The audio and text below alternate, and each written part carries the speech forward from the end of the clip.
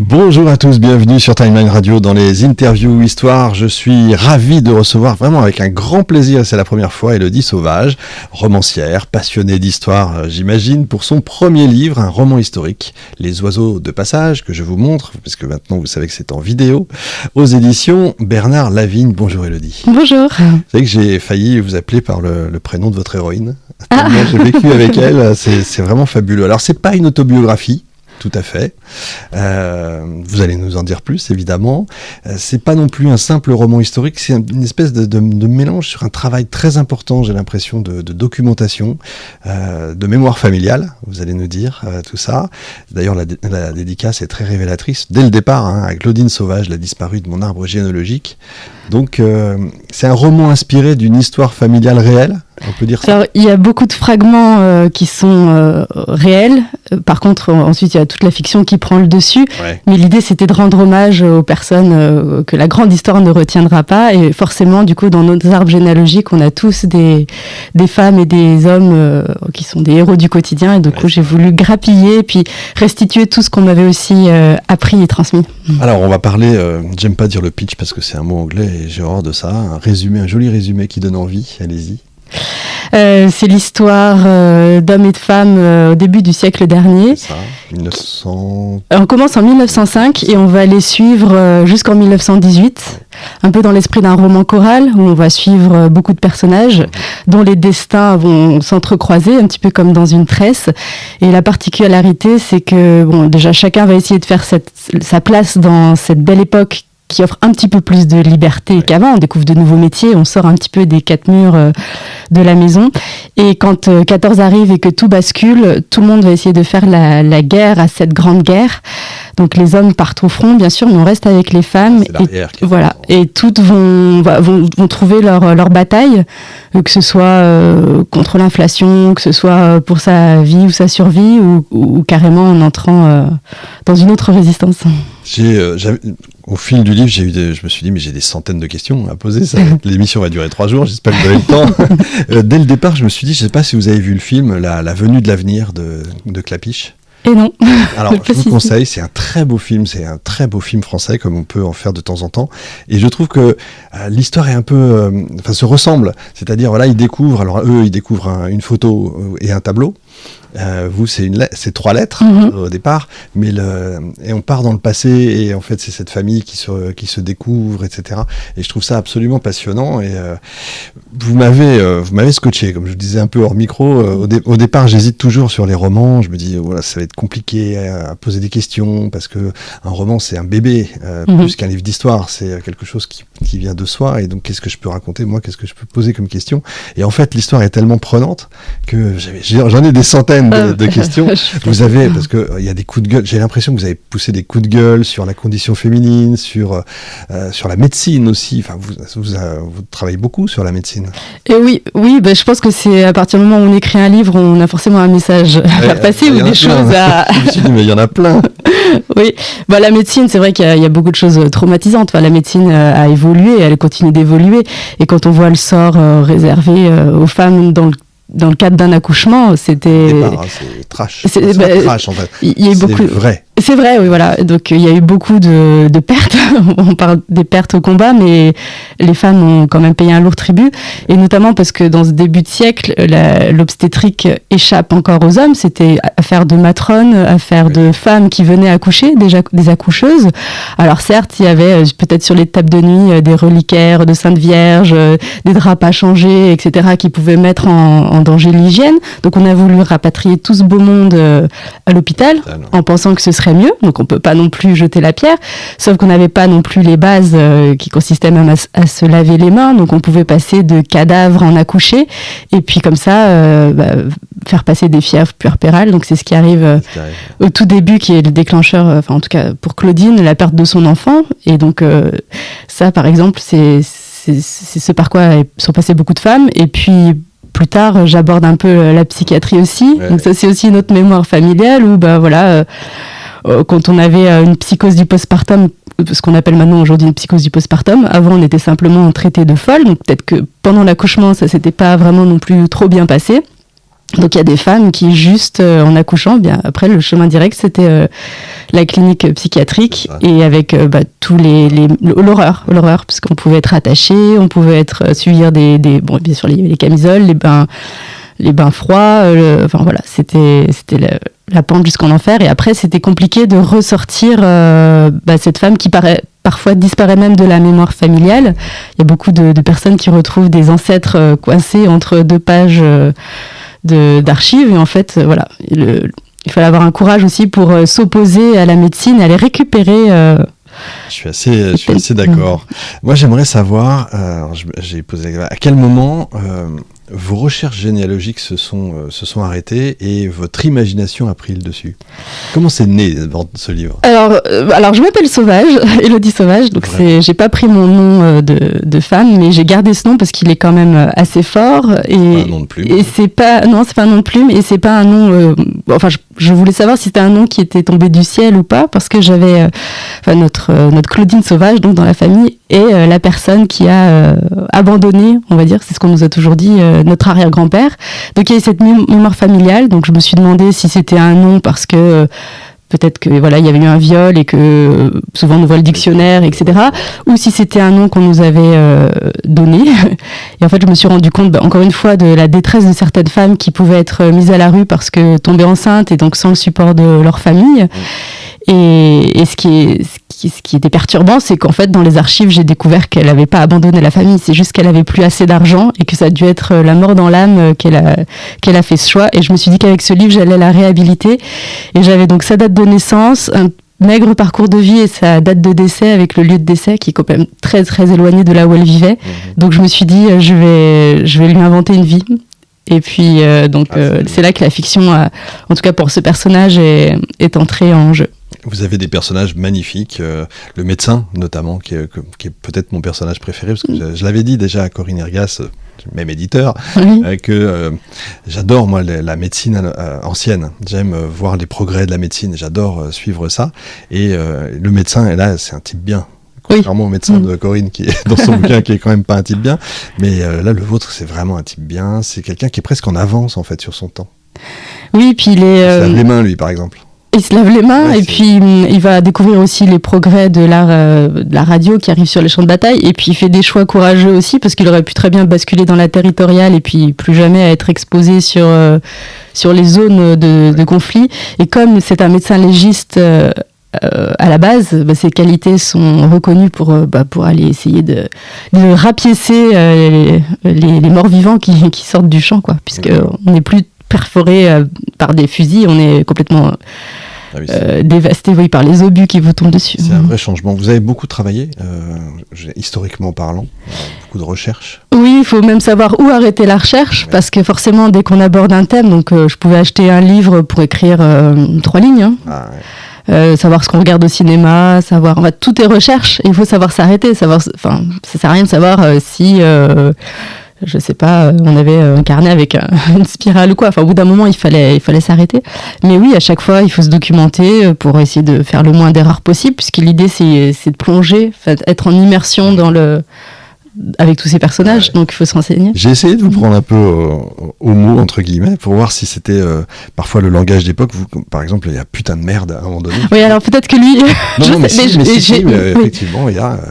Mais je crois que j'ai vraiment aussi recherché ce qui pouvait être des insultes, et oui, je crois Ils sont aussi ordurieux que maintenant, en fait, mais c'est parfois plus sympa, plus imagé. Oui, genou creux, pète-zouille. Oui, c'est ça, j'aime bien, j'adore. Après, le gaga stéphanois m'a aidé aussi à récupérer un langage d'époque, ce qui pouvait l'être, puisque parfois on se fait pas comprendre du reste de la population avec ce langage. La manufacture à un moment donné. Oui, et puis et du coup on se replonge aussi dans une époque où quand on voyageait, on se retrouvait à parler différentes langues, même en France. Absolument, c'est vrai qu'on oublie ça d'ailleurs, effectivement. Quelque chose qui m'a étonné dès le départ, c'est écrit au présent. Oui. C'est très rare. Et je me suis pas facilité la tâche. Ouais, c'est ça, c'est super dur à écrire au présent. Vous vous êtes posé la question à un moment donné ou c'est parti comme ça C'est parti comme ça. Par contre, arrivé en 14, ça bascule. Ouais. Donc je sais pas si après vous en êtes rendu compte que je repartais dans le passé. Non, j'ai pas fait attention. Parce que j'ai pas fait attention. Et du coup, en fait, finalement, ça se scinde en deux. On a la partie Belle Époque. Alors, oui, c'est fluide, donc j'ai pas fait gaffe. Ouais. Et donc ça reste. Enfin voilà, le présent permet d'être aussi dans le dynamisme, d'avoir un rythme, et il se passe quand même plein de choses parce que il n'y a pas non plus que des bonheurs dans cette Belle Époque qui a été nommée un peu rétrospectivement, parce que quand même très facile, voilà. les historiens. Et ensuite, quand 14 arrive et que finalement, à partir d'août, tout s'enlise dans les tranchées, là, du coup, je suis repartie dans le passé. Je me suis pas rendu compte, ça c'est dingue, comme quoi c'est bien écrit. Et franchement, je vous conseille ce livre parce que c'est pour ça que vous êtes là. De toute façon. Ça, les gens le savent. C'était une volonté aussi de commencer en 63 plutôt que 1903 et de refaire, parce que ça fait très thriller, enfin ça fait très intrigue policière en fait. Oui, l'idée, ce serait même en fait, au tout début, je me suis dit, je vais traverser le siècle. Oui. Donc là, j'ai mon départ, mais il fallait que je puisse anticiper la suite. Et l'idée, ce serait de réinterroger la résistance à chaque guerre, mais même après, on peut parcourir tout le siècle. Et donc, du coup, j'ai quelquefois des petits allers-retours où on est projeté un petit peu comme dans les séries. Ça casse un peu le rythme, alors parfois ça déstabilise. Non, quand même pas. Et voilà. Et donc, du coup, parfois, oui, de se projeter un petit peu en avant, ça permet d'avoir des clés. Puis petit à petit, quand le roman se construit, on décode un petit peu tout ce qu'on nous a donné. Et voilà, donc on suit ce destin en ayant un petit peu plus d'informations parfois que les personnages. Vous parlez de séries, je me suis souvent demandé si ça pourrait être pas mal, ça, en film. Ce serait parfait. Série, ce serait vraiment hyper bien. J'aimerais beaucoup. Et justement, je parlais de romans policiers, c'est un peu l'idée de ces fameuses 3 lettres. Je dévoile pas grand-chose, parce que c'est dès le départ, ces fameuses 3 lettres. Est-ce que c'est un peu, pour vous, dans chaque famille, il y a un mystère ? Il y en a forcément. Forcément. Il y a forcément une armoire dans une maison de campagne qui n'a pas été ouverte avec un fond. J'en rêve et en même temps ça fait peur. On se dit mince, je voulais savoir, puis finalement... Mais je pense qu'il y a beaucoup de choses qu'on peut entendre parfois qui sont anodines, et puis quand on repose des questions... En fait, mais comme nous, en fait, on a tous nos secrets, donc pourquoi nos ancêtres n'en auraient pas ? Et ce qui était honteux avant ne l'est pas forcément maintenant, donc on l'a caché un temps, et puis quand les personnes vieillissent, elles ressortent d'autres choses. Et puis, moi, je trouve ça passionnant, et c'était le début de mes recherches. Voilà, c'était qu'est-ce qui est arrivé à un tel, qu'est-ce qui est arrivé à un tel. Et après, forcément, quand on part avec des personnages, j'avais pas du tout envie de faire une fiction familiale parce que je voulais pas inventer des choses qui ne s'étaient pas passées. Donc, quand je parle de clin d'œil, c'est vraiment sur des trajectoires de vie, en se disant, bon, il lui est arrivé tel malheur, ou elle a eu telle résilience après tel événement, voilà. Et ensuite, forcément, ça se gonfle, et puis on se retrouve avec un écosystème de personnages. Toutes les lettres sont inventées ou vous en avez trouvé des vraies ? Alors j'en ai trouvé des vrais, mais que j'ai pas exploité, si ce n'est sur la manière, dans le style d'écriture. Quel boulot ça devait être. Claudine, j'ai trouvé que c'est un personnage très digne. On a l'impression que vous avez envie de rendre hommage en fait à toutes ces femmes. J'ai pas envie de dire ordinaires, de la vie de tous les jours en fait, de l'arrière. C'est un peu ça C'est ça, et en même temps, c'était pas simplement les mettre au travail. On sait qu'elles ont pris à chaque fois, tout le monde a pris le travail, plus ou moins de son mari ou de son père, etc. Mais elle va au-delà, Claudine. C'est presque, même si toutes les femmes du roman se sont dépassées, sont sorties de leur zone de confort, que ce soit pour coup de dépensement, pour organiser des soupes populaires, etc. Enfin, elles ont toutes fait quelque chose. Mais elle va plus loin parce qu'elle défie l'ordre. Donc je sais pas à quel moment je peux aller plus loin là, mais elle va se battre pour la paix. C'est vraiment c'est une combattante, pour la paix. Et donc elle va se révolter en créant. Courageuse. Il y a plein de thèmes. C'est la maternité, la résilience. Il y a un peu les femmes oubliées de l'histoire dans ce personnage-là, parce qu'on n'en parle pas beaucoup en fait.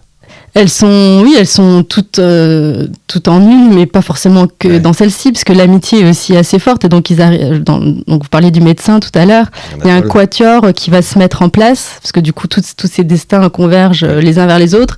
Et au bout d'un moment, ça devient une famille de cœur. Et c'est là qu'ils vont prendre tous les risques ensemble.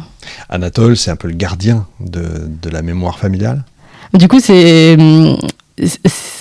un élément de transmission par rapport aux lettres de 1963, oui, puisque il a un peu le regard sur tout ce qui s'est passé. C'est lui qui va pouvoir, finalement, oui, ça aurait pu être le narrateur finalement, mais même s'il connaît pas tout, c'est lui qui ouvre la porte pour raconter l'histoire. Il y a le personnage de Virginia aussi que j'aime bien, qui fait très années 40, années 30. C'est la prostituée. Hein, oui, c'est ça. On la visualise bien, cette femme. Elle a un cœur d'or, en fait. Elle attend rien. Elle attend rien sauf un enfant qui va être sa croisade. Elle attend rien de celle qu'elle sauve, en fait, dès le départ. Là, c'est pareil, je dévoile pas parce que c'est dans les premières pages. Elle c'est pas... c'est gratuit, c'est ça que je voulais dire. Eh ben c'est gratuit, oui, puisque elle fait commerce de tout ce qui ne devrait pas être payant. Oui, donc après s'être sauvée elle-même, parce que ça va être aussi sa croisade au début du livre, peut sortir du Ruban Bleu, qui est l'établissement de mœurs légères, et elle va essayer, une fois qu'elle se sera sauvée elle-même, de sauver les autres. Et donc voilà, avec cœur, et puis oui, un petit peu de modernité, enfin même beaucoup de modernité. Là, il y avait un message ou pas ? Je me suis demandé si vous vouliez sauver toutes les prostituées de la Terre. Non, alors là, pour le coup, c'était drôle, puisque un jour, on m'a demandé, mais on avait une prostituée dans la famille ? Non, non, c'est pour ça que voilà, il y a quand même beaucoup de fiction. Grave, de toute façon, évidemment. Bien sûr. Il y a Valentine, donc, qui est la narratrice. En fait, c'est quoi ce personnage ? C'est vous ? C'est un peu vous ? Je me suis demandé. Non, enfin, je sais pas, je pense que je me suis mise un petit peu partout et un petit peu nulle part, parce que forcément, quand on construit, on se nourrit de ce qu'on ressent ou de ce que vous disiez tout à l'heure, ce qui vous heurte, vous avez envie de l'expliquer, etc., etc. Et Valentine, je sais pas ce qui l'attendra, mais elle va agir, elle, dans les années 40, si j'arrive à continuer. C'est ce que j'allais vous demander. Voilà, donc en fait, ce qui me passionne, c'est à partir du moment où on a un couple au début du siècle, comment est-ce qu'on arrive à une personne qui pourrait être moi, là, en 2026 ? Ouais, je comprends. Avec peut-être des cousins qui sont proches, d'autres qui sont éloignés, alors qu'on descend tous du même couple, des mêmes luttes, des mêmes restrictions. Et en même temps, on voit que par rapport à sa place dans la famille, on n'a pas le même vécu. Par exemple, dans la famille, qui est la famille de Louise, on voit bien que si on est première de fratrie, c'est pas la même chose que si on est sixième, etc., etc. Et donc, ce qui m'a plu aussi dans ce livre, c'est que je pensais écrire sur le passé, en rendant des hommages à des personnes passées que je connaisse ou que je connaisse pas. Et au final, je me suis retrouvée à écrire sur le présent, parce qu'il y a énormément de thèmes qui reviennent. Et quand vous vous retrouvez à écrire une scène, par exemple, d'attentat, et que 3 jours plus tard, vous vous retrouvez à Nice, enfin, j'habitais dans le sud, avec une scène d'attentat. En fait, on a juste changé de vocabulaire. Avant, c'était les Apaches. Quand vous vous retrouvez en plein Covid à faire des masques alors que vous avez des pansements parce qu'il n'y avait pas de pansements pour partir faire la guerre, il y a plein de passerelles, sans parler du contexte géopolitique qui évidemment fait frémir parce qu'on voit un petit peu les dominos. Absolument. Et donc quand on prend un peu de recul, on se demande où la comparaison s'arrête. Et jusqu'où ça va nous arriver. C'est ça. Ça, je suis d'accord. Il y a plein de grands thèmes, c'est ce que je disais tout à l'heure. J'aimerais bien savoir lequel vous a le plus marqué, intéressé. Le secret de famille, la transmission, la maternité, la mémoire, la Première Guerre mondiale, la condition des femmes. Enfin, qu'est-ce qui était le plus important pour vous ou tout ça à la fois, en fait ? Je pense que j'avais une fascination pour cette Première Guerre parce alors je sais pas pourquoi, elle me perturbe au plus haut point. Et je me dis... Elle est violente. Hein. Oui, comment... qu'est-ce qui aurait pu être fait pour empêcher ce charnier, quoi. Et donc, du coup... Voilà, j'avais moi aussi envie d'agir et de sauver les hommes qui auraient pu l'être. Donc finalement, je pouvais pas être actrice de l'histoire, donc autant en étant romancière essayer de voir, parce que c'est souvent la question qu'on se pose. Moi, qu'est-ce que j'aurais fait ? Oui. Et qu'est-ce que j'aurais fait en plein milieu de la France, pas à Paris, pas sur une ligne de front. C'est exactement ça. Et donc elles regardent toutes midi à leur porte et elles se demandent toutes.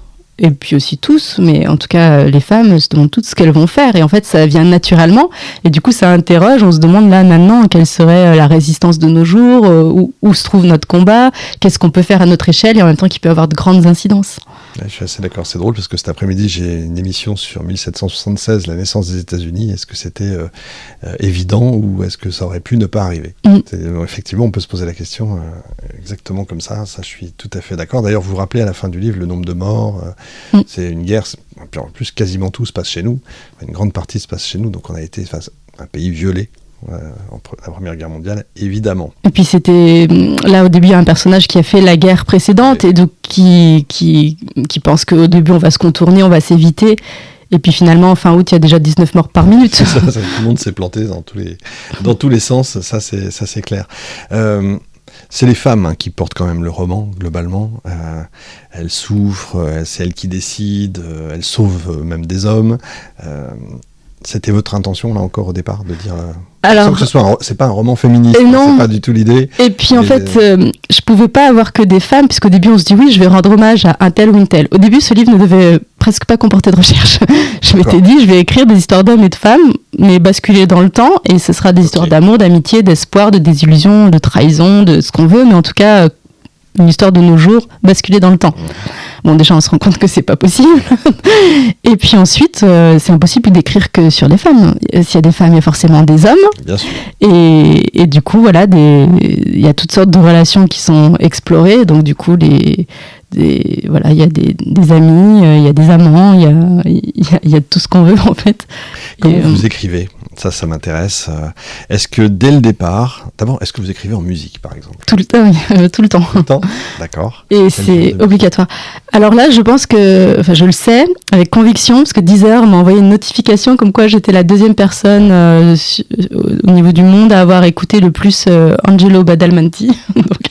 Mais en fait, bref, c'est celui qui a fait la bande originale d'un long dimanche de fiançailles. D'accord, oui, ça a du sens. Et donc, du coup, je l'ai écouté, surtout à partir du milieu du livre, systématiquement à chaque fois que j'écrivais. Donc, pendant ce temps-là, Deezer compte mes heures de travail.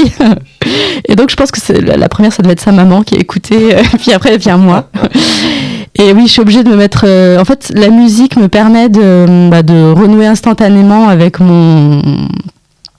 avec l'humeur du livre. En tout cas, c'est mon refuge. Ouais. J'ai pas vraiment besoin d'être dans une pièce spécifique.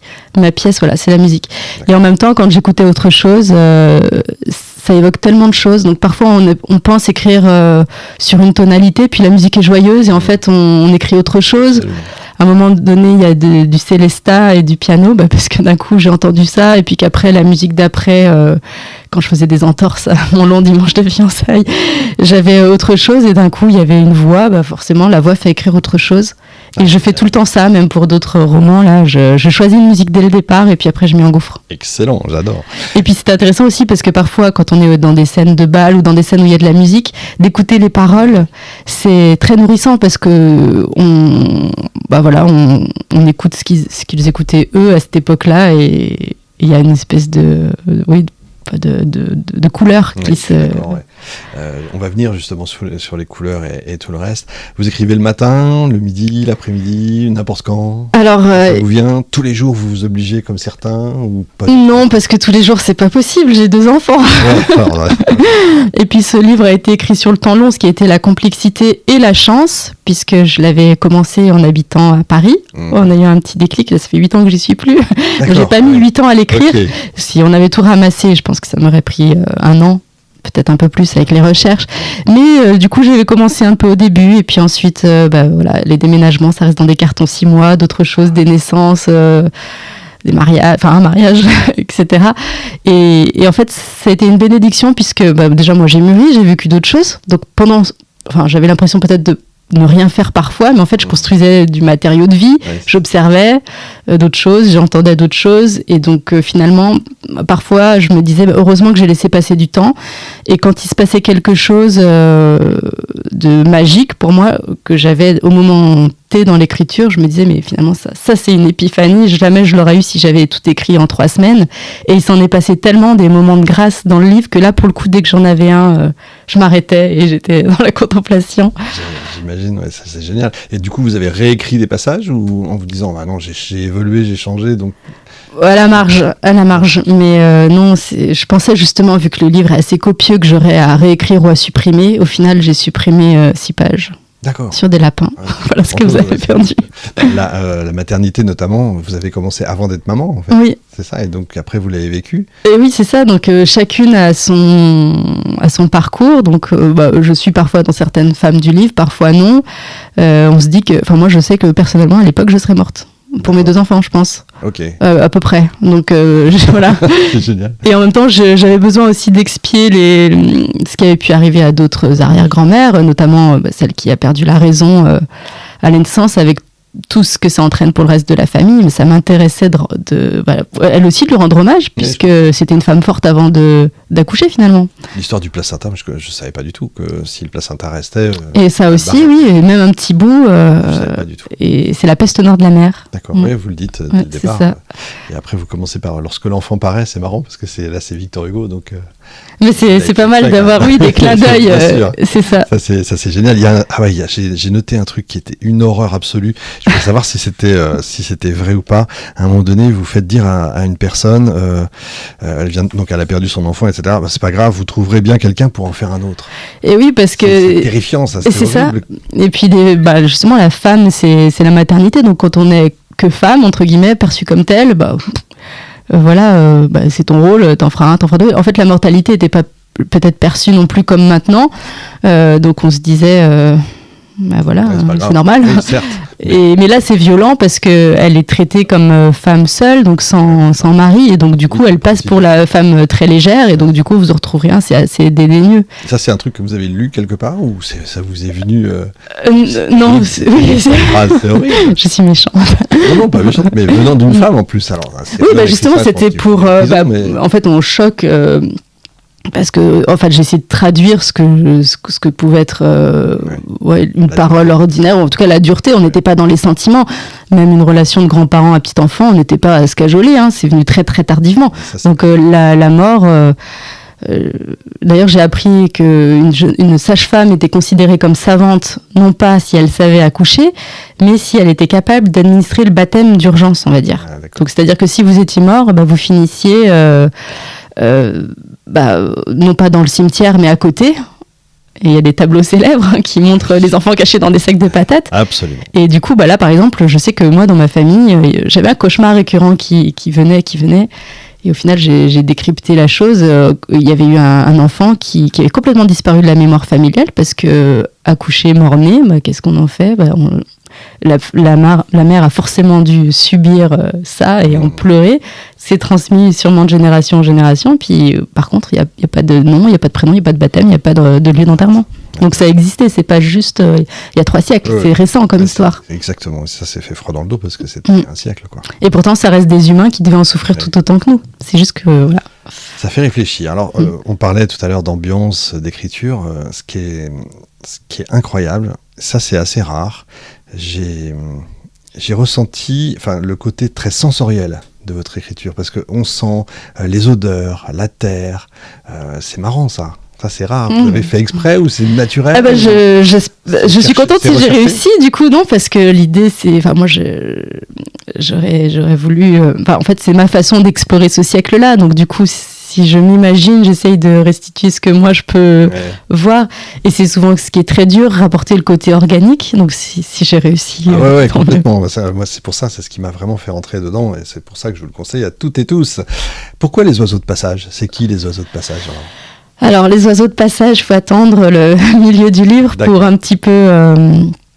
comprendre qui sont ces oiseaux. Et ça va être la clé, en fait, du livre, finalement, la bataille que mènent Claudine, Virginia, Anatole et Célestin, et qui va permettre pas d'inverser le cours de la guerre, mais d'inverser le cours de la guerre pour certains hommes et de les sauver. Et le thème des oiseaux, alors il y a pas vraiment de volatile au sens tel, mais dans les métaphores, il y a une bataille qui est qui est choquante pour beaucoup au début, qui est la bataille de Rossignol. Rossignol, c'est un nom d'oiseau. Alors est-ce que peut-être que Claudine a gardé ça en tête, et en tout cas c'est une métaphore sur ce qui se passe. D'accord. Vous avez une autre théorie Ah oui, dites-moi. Non, si vous voulez pas qu'on dévoile cette partie, mais je vous le dirai hors micro. Et puis ça apporte la liberté. L'oiseau, c'est la liberté, et c'est vraiment un livre en faveur de la liberté, donc pour la paix et pour la liberté. Est-ce que vous aimeriez, en fait, suite à ça, ça rejoint un peu ce qu'on disait tout à l'heure, que chacun recherche dans ses vieux cartons, quand on ferme le livre, qu'on se dise bon allez maintenant j'y vais. Oui, ça peut être des choses heureuses d'ailleurs qu'on peut trouver, mais en salon du livre, il y a beaucoup de personnes qui engagent la conversation et puis qui me disent ah bah oui, bah finalement j'ai trouvé ce carnet de dessin, puis finalement ci, puis finalement ça.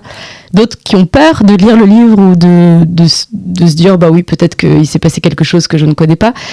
Mais si je reviens à cette Claudine sauvage du début du livre, finalement elle était honnie dans la famille. Enfin, mon grand-père en parlait en se disant elle nous a abandonnés, et ça me fait mal au cœur parce que quand on se met à la place d'une femme, c'est jamais anodin d'accoucher, je pense, d'avoir des enfants.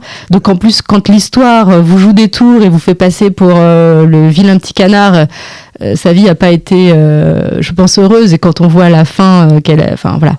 Donc je pense que même si le sujet est grave, il faut toujours se souvenir qu'à la base il y a une personne et qu'elle a dû faire des choix comme nous, on peut en faire tous les jours. Ouais, on n'est pas responsable de ce qui se passe. Évidemment, et c'est pas toujours un choix. Est-ce que vous pensez que... Moi, j'ai toujours pensé, je me suis dit, chaque personne devrait écrire un roman une fois dans sa vie. Ça devrait presque être obligatoire. Oui. Presque obligatoire. Ça fait les gens déjà à écrire, ce qui est pas mal.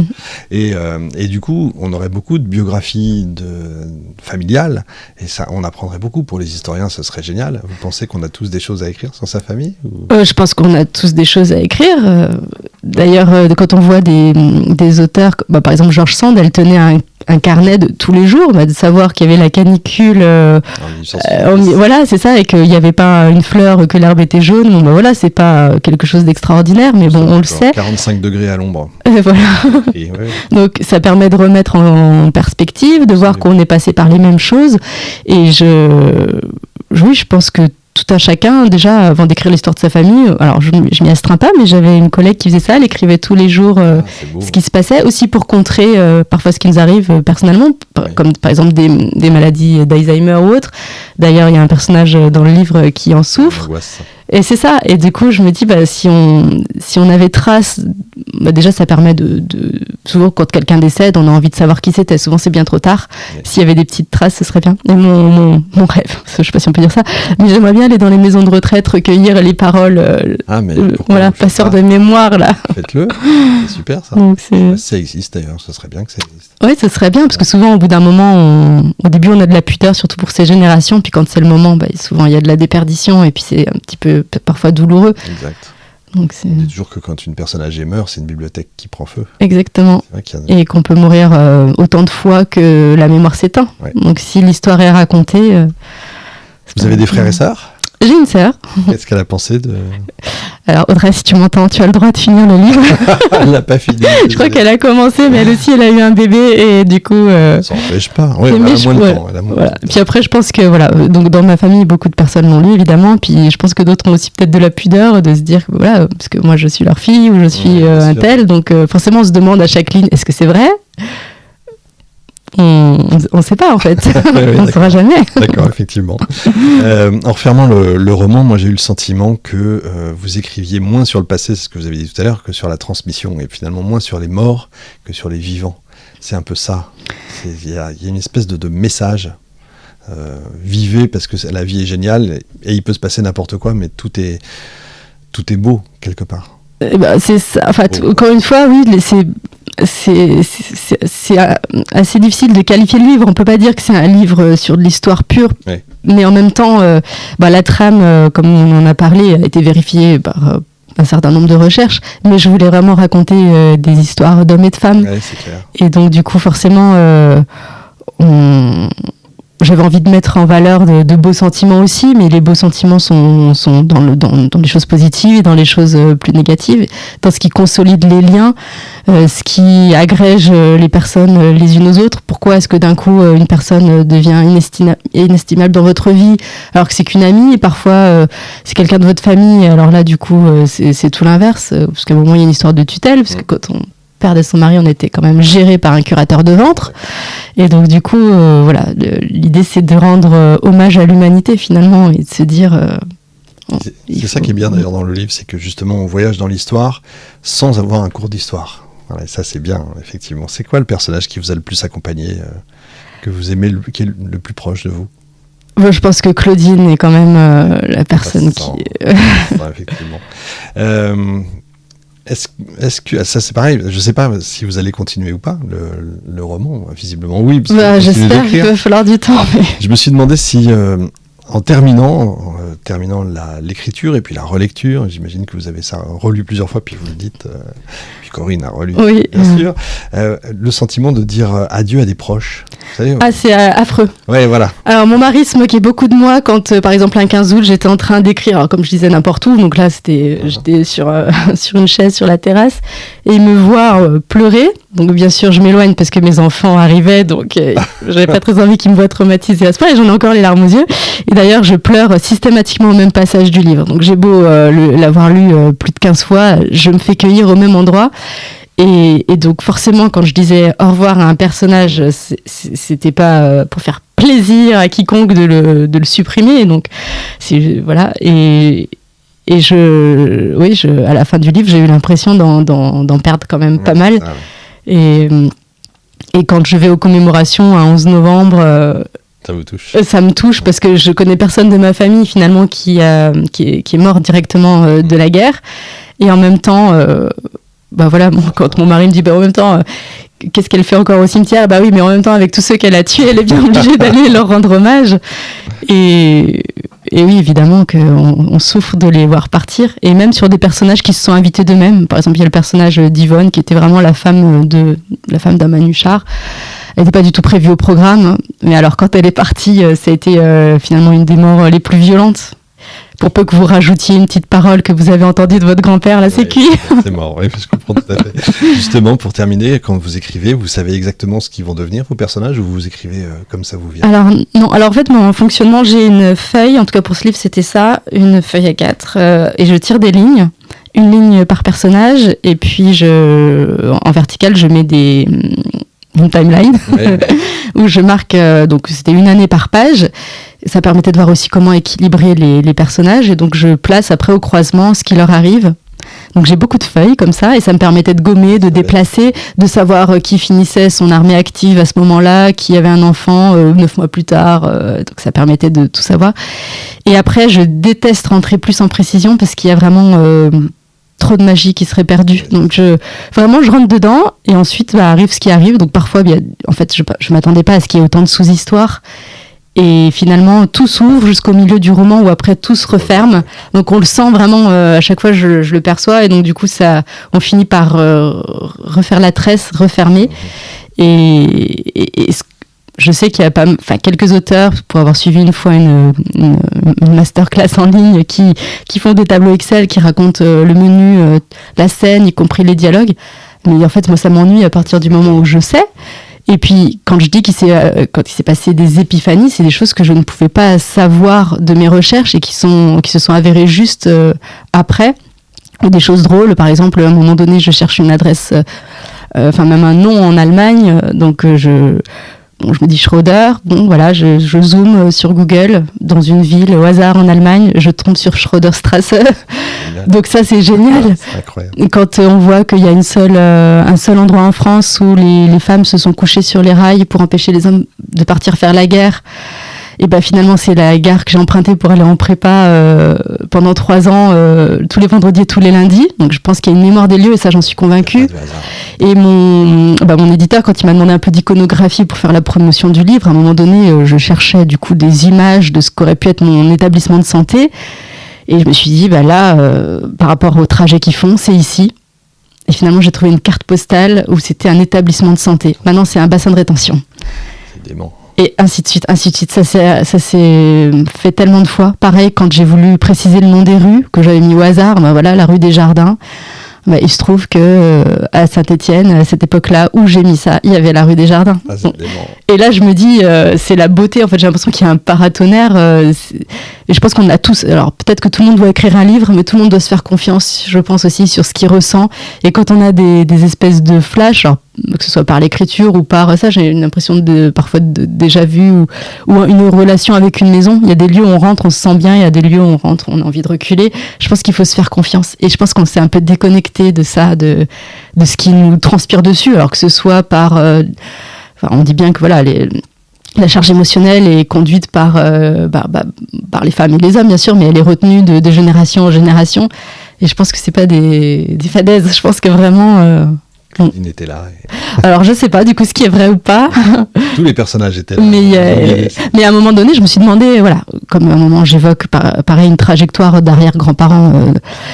J'étais en train d'essuyer des assiettes, je suis normalement pas maladroite, et j'étais en train de me dire, j'espère que je fais pas de mal à cette mémoire. C'est-à-dire que ce que je fais, je le fais en conscience et que je vais pas les fourvoyer, quoi. Je vais rester fidèle à ce qui pouvait être.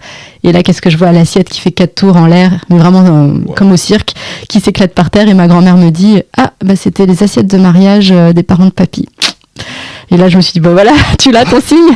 Sauf que non, j'ai retrouvé 40 assiettes sur le bon coin derrière, les mêmes. Donc, ce qui n'était pas donné non plus de retrouver. Donc, Les oiseaux de passage, Élodie Sauvage, chez Bernard Lavigne Édition. Je remontre ça. C'est vraiment un roman magnifique, étonnant. Au début, on peut se dire, c'est dense, etc. Et puis on plonge tout de suite dedans. Vous êtes forte. Bravo. Oui. Vraiment, merci beaucoup. Je veux vous avoir pour la suite. La suite, ils vous ont dit OK, évidemment. Oui, il y a beaucoup déjà de personnes sur les salons qui me demandent la suite, parce que là, il y a des gens qui ont fini de le lire, et quand ils me revoient dans un autre salon, c'est la suite. Donc ça motive, évidemment, parce que c'est très solitaire l'écriture, et on se dit toujours, c'est pour moi, en même temps, on écrit quand même pour passer des messages, donc c'est aussi pour les autres, donc c'est touchant. Mais voilà, je suis un petit peu partie sur du jeunesse là, en ce moment, donc je rebasculerai, c'est sûr, l'histoire n'est pas finie. Eh ben, génial, écoutez, je vous reçois quand vous voulez. Élodie, vous êtes formidable. Merci beaucoup d'être venue au micro. Merci beaucoup de m'avoir invitée. Merci beaucoup pour ça, c'est un joli bébé. Merci. Vous avez 3 enfants. Et j'en ai 3, voilà. Plus le chat, ça fait 4. Et plein d'autres à suivre. Merci beaucoup. Merci.